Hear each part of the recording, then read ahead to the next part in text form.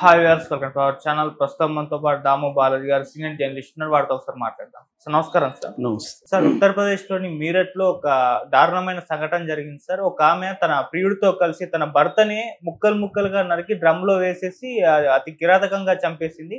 ఇప్పుడు ఇది దేశవ్యాప్తం కూడా వైరల్ అవుతుంది. మరి ఈ ఘటనలో అసలు ఏం జరిగింది, ఎందుకు వీళ్ళు వాళ్ళ భార్య అతన్ని చంపేసింది, మరి దీనికి సంబంధించి ఎటువంటి ఇన్ఫర్మేషన్ ఉంది సార్? మీరేం చెప్తారు దీనికి సంబంధించి? ఇది ఒక షాకింగ్ సంఘటన అని చెప్పొచ్చు. అంటే అతి హీనమైన అతి ఘోరమైన క్రైమ్లలో ఇదొకటి. రెండోది ఒక మహిళ చేసిన క్రైమ్ కాబట్టి కూడా విపరీతంగా ఫోకస్ అయింది. మామూలుగా మనం చాలామంది అబ్బాయిలు వాళ్ళ లవర్స్ని కావచ్చు, భార్యని కావచ్చు ముక్కలుగా నరకడాన్ని చూస్తున్నాము.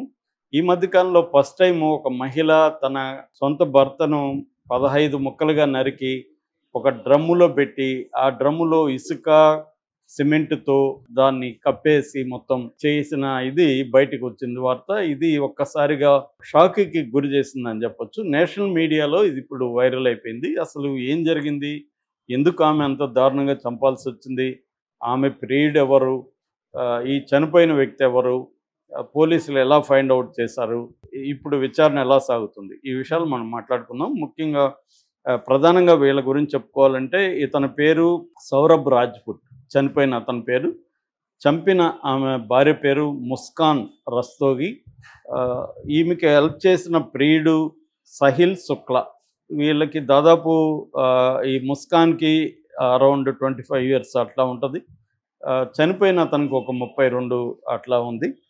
చంపిన అతనికి కూడా సాహిల్కి కూడా ఒక 25 అట్లా ఉన్నాయన్నమాట.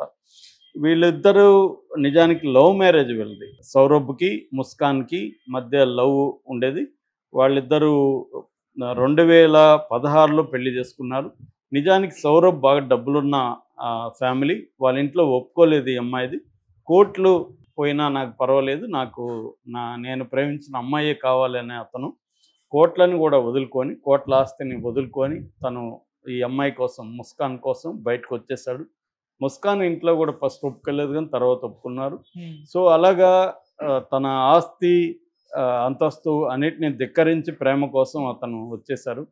అట్లాగా ఇద్దరు ఇరువైపులా పెద్దలను ఎదిరించి పెళ్లి చేసుకున్నారు. వీళ్ళకి ఒక పాప పుట్టింది, 5 ఏళ్ళు ఇప్పుడు. సో ఈ నేపథ్యంలో ఏమైందంటే ఈ అమ్మాయికి 8th క్లాస్లో ఒక ఫ్రెండ్ ఉండేవాడు. వాడే ఈ సహిల్ శుక్లా.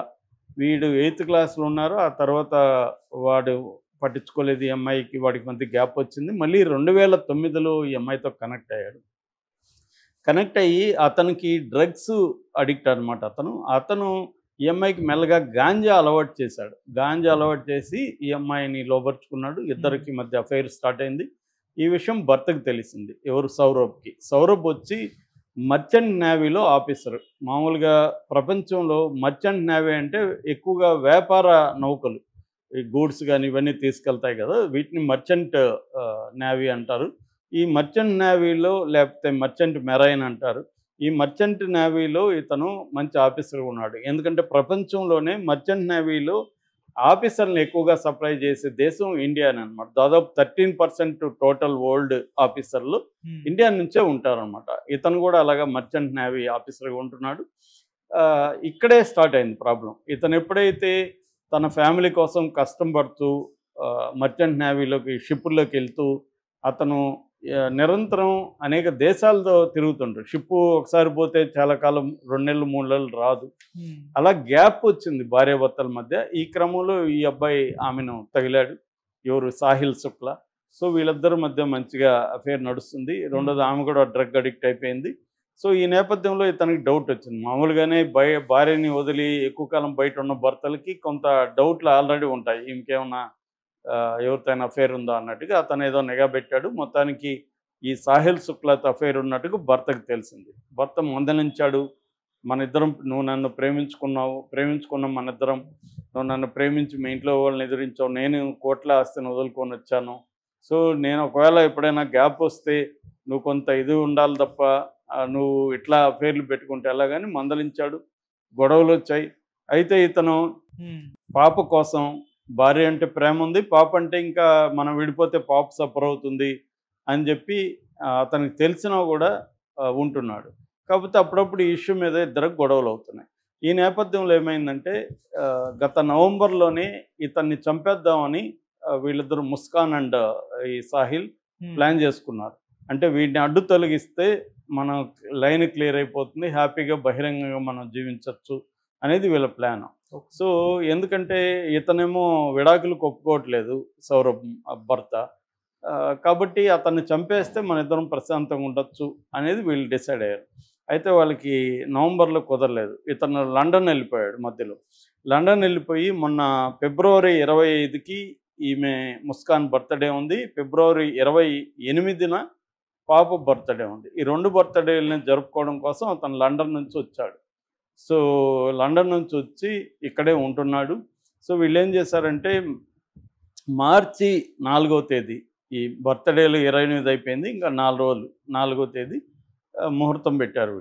వీళ్ళు ఏం చేశారంటే పాపని ఒక గదిలో పడుకోబెట్టి ఈమె అతనికి మత్తు మందు కలిపి ఫుడ్ పెట్టింది. దాంతో మత్తులోకి వెళ్ళిపోయాడు. దాంతో ఆమె ఫోన్ చేసింది సాహిల్కి. సాహిల్ ఒక కత్తి కొన్నాడు ఆల్రెడీ, అంటే కోళ్ళని నరికే కత్తి. మాకు ఒక చికెన్ షాప్ ఉంది, కోళ్ళని నరికే కత్తి కావాలని తను ఎక్కడో వాళ్ళతో మాట్లాడుకొని కత్తి కొనుక్కొచ్చాడు. ఆ కత్తితో ఫస్ట్ చెస్ట్లో పొడిచారు. దాని తర్వాత ఇతను చనిపోకపోతే మళ్ళీ ఇబ్బంది అవుతుందని గొంతు కూడా కోసేశారు. కోసిన తర్వాత 15 పీసెస్గా నరికేశారు మొత్తం. సో నరికేసిన తర్వాత వీళ్ళిద్దరూ వెళ్ళి ఒక డ్రమ్ము కొన్నారు, ప్లాస్టిక్ డ్రమ్ము కొన్నారు. కొంత సిమెంటు ఇసుక కొనుక్కొని వచ్చారు. ఈ మొక్కల్ని ముందు కొంత సిమెంటు కింద వేసి సిమెంట్ ఇసుక కలిపిన ఇదేసి దాంట్లో మొక్కల్ని వేసి మళ్ళీ సిమెంట్ వేసి మళ్ళీ మొక్కలేసి మళ్ళీ సిమెంట్ వేసి అలా చేసేస్తారు. ఎందుకంటే సిమెంట్ వేసేసినాక ఇది గట్టిగా అయిపోతుంది కాబట్టి స్మెల్ రాదు, డీకంపోజ్ కాదు, బాడీ స్మెల్ రాదు అనేది వీళ్ళ ప్లాన్ అనమాట. ఓకే. సో అది అయిపోయినాక ఈమె ఏం చేసిందంటే ఆ అబ్బాయి సౌరభ్ భర్త సెల్ ఫోన్ తీసుకొని మెసేజ్ పెట్టింది వాళ్ళ ఇంటికి, నేను బయటికి వెళ్తున్నాను, మీకు అందుబాటులో లేకపోవచ్చు అని. చాలాసార్లు ఇతను షిప్పులో వెళ్తున్నప్పుడు వీళ్ళకి అందుబాటులో ఉండడు, సిగ్నల్స్ ప్రాబ్లం అలాగా, అందుకని వాళ్ళు పెద్దగా పట్టించుకోలేదు. అయితే వీళ్ళ బ్రదర్ రాహుల్ అనే అతను ఏం చేసి అతనికి ఏదో పని పడింది, ఫోన్లు చేస్తే ఫోన్లు తీయట్లేదు. దాంతో వీళ్ళ ఇంటికి వచ్చాడు. వీళ్ళిద్దరు కలిసి రెంట్ ఇల్లు తీసుకొని ఉంటున్నారు మీరట్లో బ్రహ్మపురం పోలీస్ స్టేషన్ దగ్గర ఇందిరానగర్ పేజ్ 2లో వీళ్ళు ఉంటున్నారు అనమాట. సో ఆ ఇంటికి వచ్చాడు ఎవరు, వీళ్ళ రాహుల్ అనే బ్రదర్. వచ్చి అయితే ఇతను లేడు. పక్కింటి వాళ్ళని అడిగారు, అతను కనిపించలేదన్నారు. ఈ అమ్మాయికి ఫోన్ చేశాడు. ఈ అమ్మాయి నేను మా పేరెంట్స్ ఇంటికి వచ్చానని చెప్పింది. దాంతో ఇతను వెళ్ళిపోయి మళ్ళీ నైట్కి వచ్చాడు. నైట్కి వచ్చేసరికి అదే టైంలో వీళ్ళిద్దరూ ఈ సాహిల్ అండ్ ఈ అమ్మాయి ఇంట్లోకి వస్తున్నారు. అప్పుడు ఇతను కూడా ఇంట్లోకి వెళ్ళాడు. ఏమి అయింది, అతను ఎక్కడ పోయాడంటే అతను ఏదో పిక్నిక్కి వెళ్తాను ఎవరితో ఫ్రెండ్స్ అని చెప్పాడు అనేది చెప్పింది. ఫోన్ పనిచేయకపోవచ్చు అని చెప్పాడు నాకు కూడా అని చెప్పింది. ఇతనికి ఆ టైంలో స్మెల్ వచ్చింది, బ్యాడ్ స్మెల్. ఆ స్మెల్ వచ్చి డౌట్ వచ్చి పక్కింటి వాళ్ళని పోయి అడిగితే వాళ్ళు మాకు కూడా స్మెల్ వస్తుంది నిన్నటి నుంచి అని చెప్పి, ఎందుకంటే 15 days అయిపోయింది కదా చంపి అని చెప్పారు. దాంతో అతనికి డౌట్ వచ్చి వెళ్ళిపోయి పోలీస్ స్టేషన్లో మిస్సింగ్ అని, మా అన్న మిస్ అయ్యాడు అని కంప్లైంట్ ఇచ్చాడు. సో పోలీసులు వీళ్ళిద్దరు ఈ లోపల ఏం చేశారంటే వీళ్ళిద్దరూ ఇతను రాకముందే వీళ్ళిద్దరు హనీమూన్ వెళ్ళారు కులు మనాలి. పాపనేమో వాళ్ళ ఇంట్లో వదిలేసి వీళ్ళిద్దరూ సిమ్లా అట్లా హనీమూన్ లాగా వీళ్ళిద్దరు వచ్చారనమాట. వెళ్ళొచ్చినాక ఈ రాహుల్ది జరిగింది. సో పోలీసులు ఇప్పుడు వీళ్ళని విచారిస్తే కూడా వీళ్ళిద్దరు ఇదే కథ చెప్పారు తప్ప ఇద్దరు చెప్పలేదు. సో పోలీసులకి ఎట్లా ఏం చేయాలన్నప్పుడు అప్పుడు ఈ అమ్మాయి వాళ్ళ అమ్మకి చెప్పిందంట, ఇట్లా నేను చంపేశానని. ఎవరు ముస్కాన్ తన అమ్మకి చెప్పింది. వాళ్ళ అమ్మ పేరు కవిత రస్తోగి, వాళ్ళ నాన్న పేరు ప్రమోద్ రస్తోగి. సో దాంతో వాళ్ళిద్దరూ షాక్ అయ్యారు, వాళ్ళ అమ్మ నాన్న. ఏంది ఇది, వాళ్ళు ఊహించలేదు. ఎందుకంటే వీళ్ళు ఎంతో ప్రేమించుకొని ఎదురు తిరిగి పెద్దల్ని ఎదిరించి పెళ్లి చేసుకున్న వాళ్ళని కూతురు ఎంత దారుణంగా అల్లుడిని చంపిందంటే వాళ్ళు జీర్ణించుకోలేకపోయి వాళ్ళు పోలీస్ స్టేషన్లో వచ్చి చెప్పేశారు, నా కూతురే చంపిందని చెప్పారు. దాంతో వాళ్ళు వీడిని కూడా సాహిల్ని కూడా కొంత గట్టిగా ప్రశ్నించేసరికి ఇద్దరు మొత్తం స్టోరీ చెప్పారు. ఇప్పుడు సాహిల్ని ఈ అమ్మాయిని ఇద్దరిని కూడా పోలీసులు కన్ఫెషన్ రిపోర్ట్ అవన్నీ తీసుకున్నారు. దాని తర్వాత డ్రమ్ములో ఇలా చేశామంటే నమ్మలేదు పోలీసులు. అసలు అలా ఎలా చేస్తారు అనుకున్నారు. చూస్తే డ్రమ్ ఉంది. ఆ డ్రమ్ముని తీసుకొచ్చి వేరే వాళ్ళ దగ్గరికి తీసుకెళ్ళి కొట్టడానికి ట్రై చేస్తే అది అవ్వట్లేదు. ఎందుకంటే సిమెంట్తో అది కంప్లీట్గా ఇదైపోయింది. దాంతో 2 రోజులు పట్టింది అవన్నీ కొట్టి తీస్తే. మొత్తం చేతులు, కాళ్ళు, తల ఇవన్నీ దొరికాయి అన్నమాట. వాటన్నిటిని ఇప్పుడు పోస్ట్ మార్టం చేసి దాని తర్వాత ఫోరెన్సిక్కి పంపిస్తున్నారు.